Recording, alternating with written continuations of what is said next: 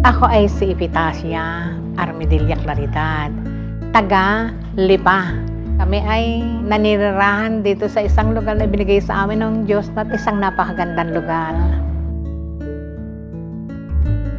Ang pagkakaroon ko ng kaugnayan sa Open Doors, simula nang makabasa ako ng isang aklat na God's Smuggler to Russia. Naging interesado ako, kaya ako may mga naipon akong mga dahil hindi ko pwedeng iwala. Dahil napakahalaga sa akin ang bawat mga kwentong nilalaman ng news brief.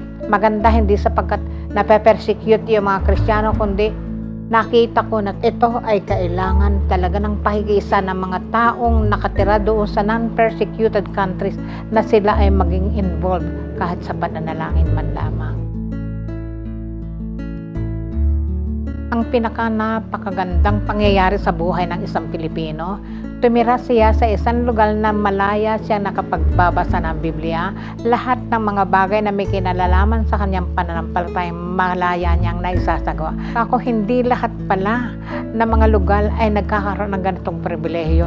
Kawaawa naman yung mga lugar na kung saan patago-tago, kinakailangan mag-isilang bahagi ng underground church. Kakoy, salamat dahil sa kalayaan ito, salamat dahil doon sa kapayapaan ito. Kinakailangang maranasan din ito ng mga persecuted churches, pero sa papaano, ang kailangan ay ating silang dalahin sa pananalangin. Ay di pinaplaslightan ko yung aking prayer list, aking kinupan para makita ko kung ano yung aking ipinananalangin. And then, meron pang mga mapa. Halimbawa, pinapanalangin ko Egypt, nararamdaman ko yung I am one with them. Hindi ako Pilipino. Ako isang Egyptyo na under persecution. Yung nararamdaman ko na ako'y isa sa mga nandoon sa lugar na yun.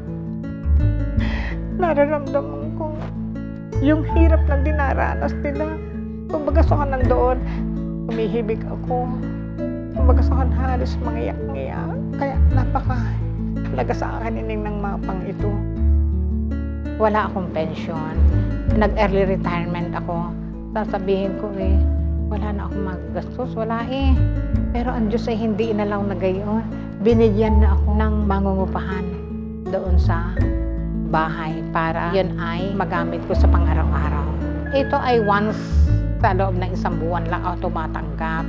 Ang total amount na ay 4,200. Para sa gayon, makabuo ako ng 420. Pupunta na ako sa bangko. Oras na ako hanggang successful ang aking pagkapagkuhan, ite-text ko sa Open Doors.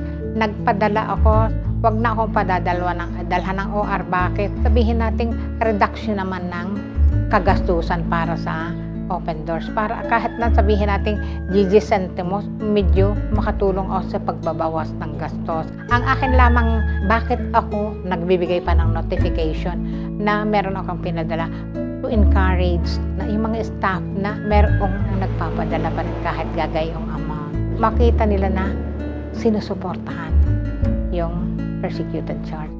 Mga kapatid, isang napakalaking pribilehiyo. Tayo narito sa isang bansa na malayo sa mga persecutors, malayo doon sa talaga nagtatangka sa ating mga buhay. Mapalad tayo.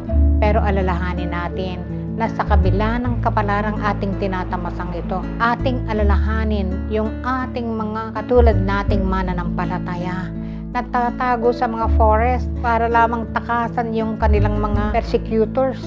Atin silang alalahanin sa mga pananalangin. At kung tayo ay merong mai-spare na kahit kaunting tulong pinansyal, huwag nating itong ipagkait sa kanila. Ang Diyos ang magpo-provide sa atin. Ano mang ibigay natin sa kanila ay ibabalik sa atin ng Panginoon Diyos ng higit pa sa ating ibinigay.